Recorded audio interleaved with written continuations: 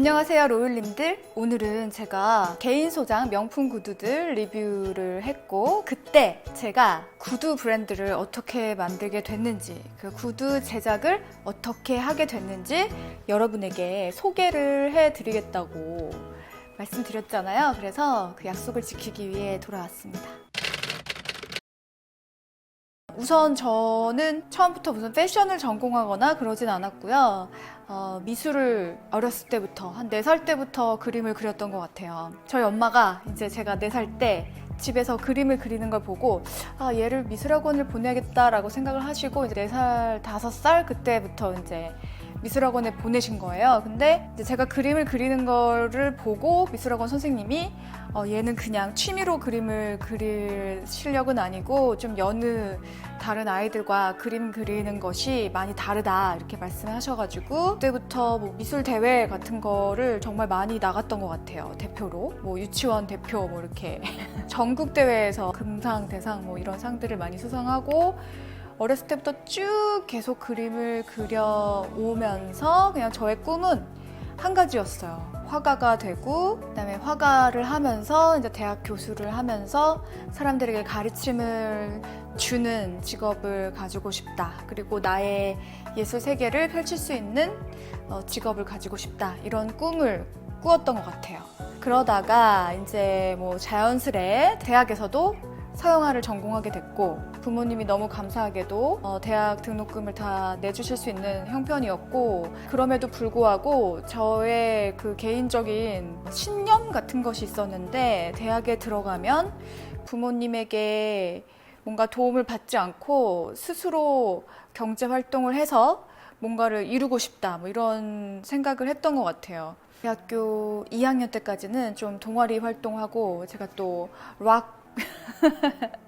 음악 동아리에서 락 밴드도 하고 노래를 하고 밴드를 하고 뭐 그러느라고 아르바이트를 안 했었었죠. 그러다가 대학교 2학년 때부터 입시 미술 강사를 하다가 대학교 3학년 때 선배의 소개로 그림 동화를 책으로 출판하는 아르바이트를 해보지 않겠냐, 이런 제안을 받아들이고 하기 시작했죠. 하기 시작한 이유가 상당히 쏠쏠했어요. 그때 당시에 그 동화책 한 권을 그려서 출판을 하면 작가에게 400만 원을 주겠다, 뭐 이런 제안을 받아가지고, 그때 당시에 여러분 제 나이 모르시죠? 아직 제가 밝히지 않아서 모르실 텐데 1, 2학번 이 정도는 아니니까, 그때 당시에 아르바이트를 해서 한 건당 400만 원을 벌 수 있다는 것은 상당히 큰 메리트가 있는 것처럼 보였죠. 미대생들은 되게 큰 캔버스에 그림을 그리잖아요. 그러니까 정말 큰 그림들만 계속 그리다가 이 출판 그림 같은 경우에는 그렇게 크게 그리지 않아도 되거든요. 왜냐면 스캔을 떠서 인쇄를 하고 출판을 해야 되기 때문에 가로 60cm, 50cm, 세로도 뭐 그 정도, 책의 사이즈에 따라서 다르겠지만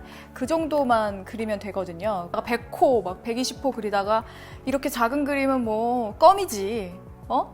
며칠 만에 그냥 뭐 뚝딱 하고 400만 원이라니 막 이러면서 하겠다고 했죠. 그랬는데 막상 시작해보니까 모든 일이든 처음 하는 일은 손에 익지 않고 그 시스템을 잘 모르면은 버벅거릴 수밖에 없잖아요. 그 그림을 다 그리는데 1달 반이 걸렸어요. 어찌 되었건 400만 원을 받은 거죠. 그리고 그 다음 또 한 권을 더 했는데 그건 좀 더 빨리 했어요. 2권을 한꺼번에 진행을 해서. 그러니까 뭐 한 2달 만에 800을 버는 거죠. 그렇게 벌 수 있는 직업이, 그때는 뭐 대기업 들어가도 초봉이 그 정도 안 됐으니까 너무나 혹했던 거예요. 그래서 내가 대학 교수가 되고 해외 유학을 다녀와서 뭐 이런 꿈들을, 그것은 계속 투자를 해야 되는 상황인데 뭐 그냥 이렇게 처음부터 운이 좋게 시작을 하게 된 이 기회를 놓치면 안 되겠다, 이런 생각이 들었던 거예요. 그때 맨 처음 했던 동화가 뭐였지?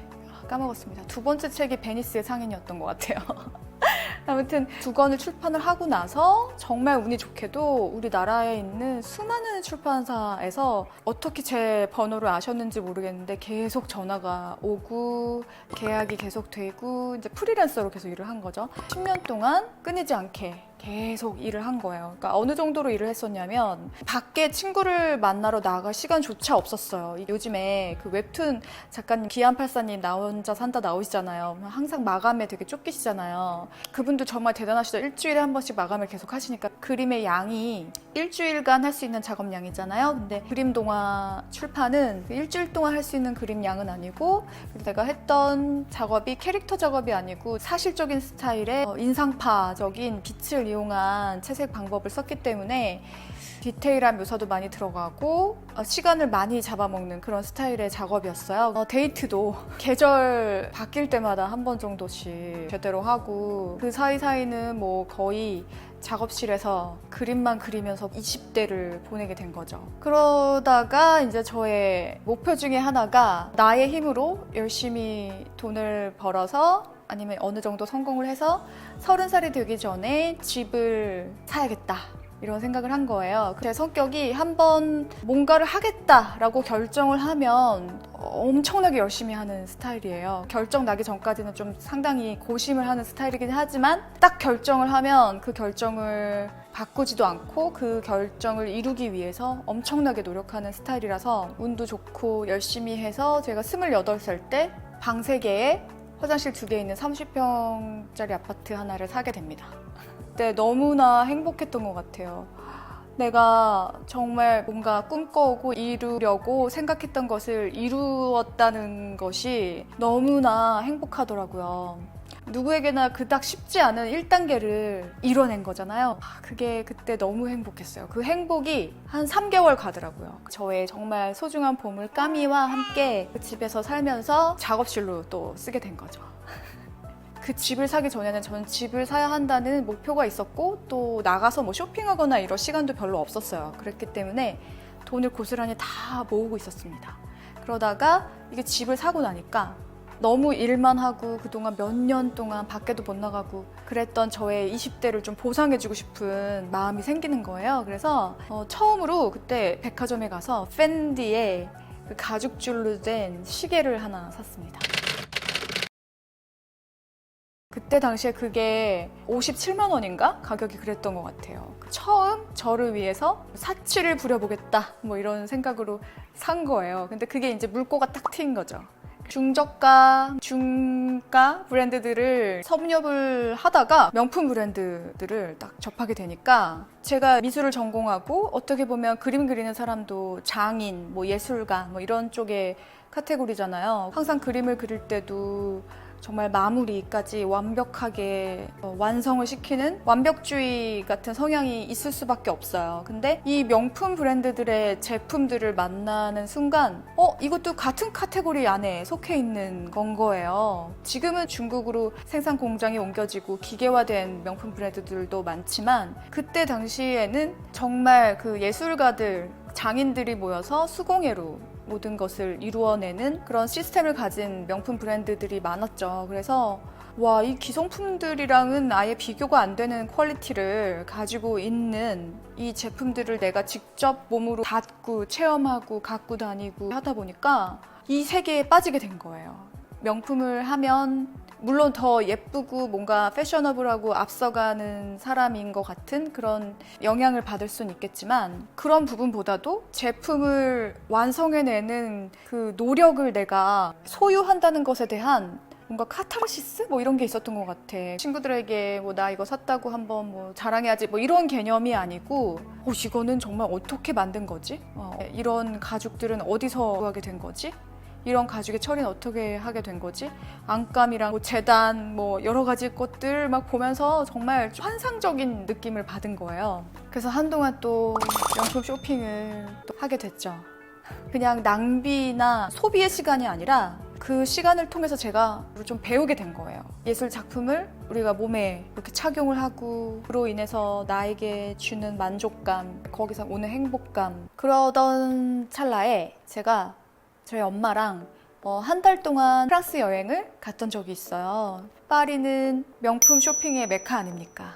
세계에서 가장 명품을 빨리 접하고 많이 접하고 아무튼 뭐 그 천국이에요. 거기서 이제 로저 비비의 매장에 가게 된 거죠. 그 파리에 가기 1년 전부터 갤러리아 백화점 압구정 매장에 로저 비비의 매장이 입점이 된 거예요. 거기서 그 신발들을 접하게 됐는데 너무 예쁜 거예요.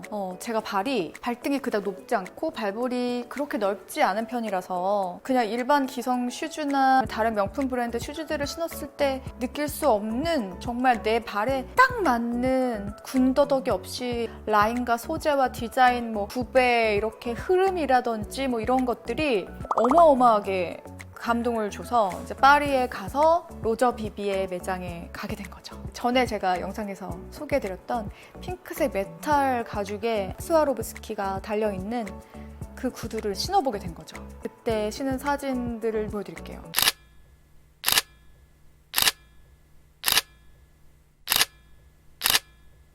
한국에서 270만 원 했던 거예요. 근데 파리에 오니까 230만 원 정도에 구매를 할 수가 있더라고요. 신어보는 순간 저희 엄마가 이거는 그냥 사라고 막 하시는 거예요. 근데 저는 그 당시에 그냥 하이힐 한 켤레를 230만 원이라는 돈을 주고 산다는 게 너무 망설여지는 거예요. 그래서 조금 거기서 기다리고 있었는데 다른 손님분이 오셔가지고 그 구두 신어보겠다고 하시고 자꾸 신어보고 그러시니까 조바심이 나는 거예요. 그래서 엄마도 옆에서 사라고 하지, 난 망설이고 있지만 다른 사람이 먼저 사갈 것 같지 하니까 그냥 지르게 된 겁니다. 그래서 그거를 지르자마자 바로 신고 나와서 파리의 그 거리를 막 걸어다니고 뛰어다니기도 하고 했는데 10cm 굽을 가진 하이힐을 처음 사서 뜯어서 처음 신고 그 파리의 돌길들을 울퉁불퉁하고 막 기울기도 안정적이지 않은 그 거리를 막 걷고 다니는데 하나도 힘들지가 않고 너무나 안정적이고 발목도 흔들리지가 않고 발 뒤꿈치가 전혀 까지지 않은 거예요. 이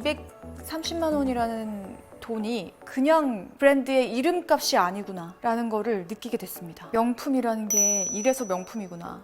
되게 충격을 받았어요. 저는 그 전까지 한 번도 하이힐을 신고 몇 분 이상 걸었을 때 발 뒤꿈치가 까지지 않은 경우가 없었어요. 근데 그 돌바닥을 막 그렇게 안정적으로 다닐 수가 있다고? 그거를 겪고 나서 너무 충격에 빠졌어요. 도대체 이 구두는 어떻게 이루어졌길래 이렇게 됐을까? 라는 생각을 하게 된 거죠. 뭔가를 창작해내고 싶은 그 예술가적 마인드가 또 폭발을 하기 시작합니다. 한국으로 돌아와서 그 구두를 신을 때마다 사람들이 이 구두 뭐예요? 진짜 예쁘다. 오늘 왜 이렇게 예뻐? 찬사라는 찬사는 다 들었던 것 같아요. 그래서 왜 우리나라에는 이런 구두를 만들어내는 곳이 없을까? 왜 우리나라는 명품 구두를 만들어내지 못할까? 왜 우리나라에는 명품 구두 브랜드가 없을까? 라는 생각을 하게 된 거죠. 그래서 막연하게 내가 우리나라에도 이런 명품 구두 브랜드가 있다라고 누구나 자부심 있게 얘기할 수 있는 브랜드를 만들고 싶다 이런 생각을 한 거예요. 이 브랜드를 만들게 된 최초의 생각부터가 돈을 벌려고 시작했던 게 아니고 그러니까 제가 여태까지 그림을 그려왔던 그런 정신을 이어가는 맥락에서 우리나라에도 예술적인 명품 구두 브랜드가 하나 있었으면 좋겠다라는 생각부터 시작한 거기 때문에 이 생각을 가지고 있긴 했지만 제 주변에 구두에 관련된 아니면 패션에 관련된 일을 하시는 분이 아무도 없었기 때문에 너무나 막막했어요. 그러다가 친구들을 만나서 나는 요즘에 이런 꿈을 꾸고 있어 라고 얘기를 하게 됐죠. 그랬더니 그 친구 중에 한 명이 동생이었는데 언니 제가 조금 도와줄 수 있을 것 같아요. 한번 제가 도와줘도 될까요? 라고 얘기를 한 거예요. 시작을 하게 됐어요. 본격적으로. 그래서 그때부터 정말 막막한 일을 시작하게 됩니다.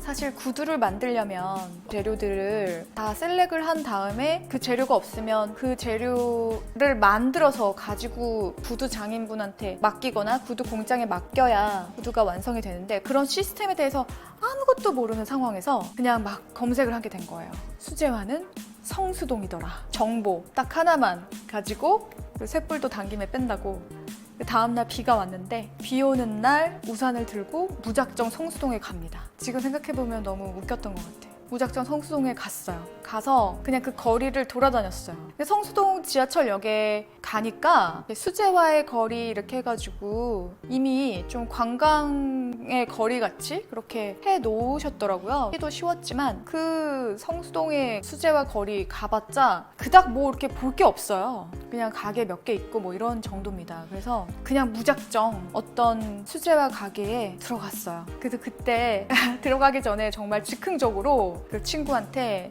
거기 안에 장인분이 계신 것 같은데 내가 저 구두 장인분을 인터뷰를 하겠다. 인터뷰를 하면서 좀 물어볼 테니 이 영상을 좀 찍어줄래? 이렇게 해가지고 너무나 긴장되죠. 잘 알지도 못하는 사람이 뭐 구두 만들어 보겠다고 그냥 갑자기 와가지고 구두 어떻게 만들어요? 라고 물어본다고 그 장인분이 친절하게 대답해 주겠습니까? 근데 너무나 또 신기한 일이 일어난 거예요. 이분이 한두 번 이런 일을 겪어본 것이 아니다 라는 느낌으로 인터뷰를 했는데 술술술술 막 대답을 해주신 거예요. 근데 이분은 남자 구두를 하시는 분이라서 그러면 여성 수제화는 어디서 만들어야 돼요? 라고 물어보니까 바로 옆에서 그냥 웃으시면서 저를 쳐다보고 계시던 할아버지 한 분이 계셨는데 그분이 또 여성 수제화를 하신다는 거예요. 그래서 자기를 따라오라고. 그래서 그 비 오는 날 이렇게 따라가게 됩니다.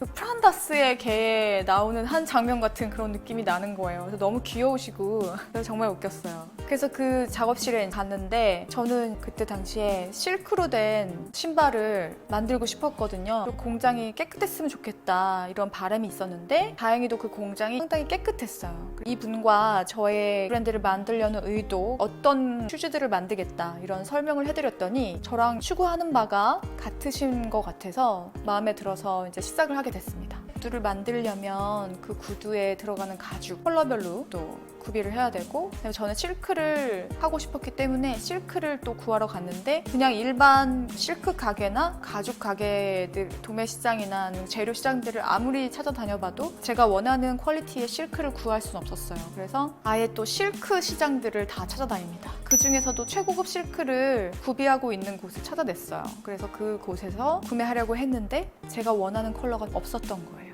그래서 그 실크를 제가 원하는 컬러로 다시 염색 공장에 맡겨서 염색을 하게 됩니다. 제가 처음부터 추구했던 게 조금 싼 재료를 가지고 좋게 만들어서 많이 마진을 붙여서 이것을 판매를 하겠다 이런 개념으로 시작한 게 아니잖아요. 내가 만족할 수 있는 프랑스 명품 구두들과 견주어 봤을 때도 전혀 꿀리지 않는 퀄리티를 만들겠다라는 생각부터 시작했기 때문에 실크도 염색을 해서 몇 번의 테스트를 거쳐서 제가 원하는 컬러를 뽑아내고 적은 양을 염색해 주지 않아요. 그래서 어느 정도 또 많은 양을 사야 했고 투자도 되게 많이 했죠. 여러분들도 공장을 찾아다니실 때 주의하셔야 될 점이 그 공장에서 만들어내고 있는 슈즈들이 어떤 나이대를 타겟으로 하고 있는지 그런 것도 상당히 보셔야 될 부분이고요. 그 다음에 그 수제화라는 것이 사람이 손으로 만드는 건데 자기가 만들고 있는 스타일을 아주 벗어날 수는 없어요. 그래서 내가 원하는 어느 정도의 쉐입이나 어느 정도의 퀄리티를 비슷하게 만들어내는 공장을 찾으셔야 돼요. 근데 이분은 약간 나이대가 있는 편한 신발을 만드시는 분이어가지고 제가 원하는 스타일을 만드실 수가 없다고 하시더라고요. 제가 원하는 퀄리티가 나오지 않아서 아쉽게 헤어졌습니다. 그동안 알아냈던 다른 공장 사장님들이 소개를 시켜주셔가지고 또 다른 공장을 찾게 되었죠. 이분이 문재인 대통령 슈즈를 만들러 가신다고 정장을 딱 입고 계시더라고요. 구두를 만들 때 구두가 어떻게 구성이 되어 있는지는 제가 다음 영상에서 여러분에게 알려드릴게요. 구두를 만들려면 이게 한두 가지를 신경 써야 되는 게 아니고 재료와 뭐 단계도 한두 가지의 단계가 있는 게 아닙니다. 구두는 너무나 섬세한 제품인 거예요. 너무 어려운 제품인 거죠. 사람마다 발 모양도 다 다르고 뭐 발 등 높이도 다 다르고 너무나 힘들게 4개월 동안은 제가 장인분들이 계시는 공장을 음료수도 사다 드리고 우리 장인분들 지치시지 않길 바라면서 왜냐면 다른 자체 제작 브랜드들 정도의 퀄리티를 원했던 게 아니라 이분들이 전혀 하지 않았던 그런 퀄리티의 제품을 만들어내려고 기획을 한 거였기 때문에 이분들도 너무나 버거우신 거예요.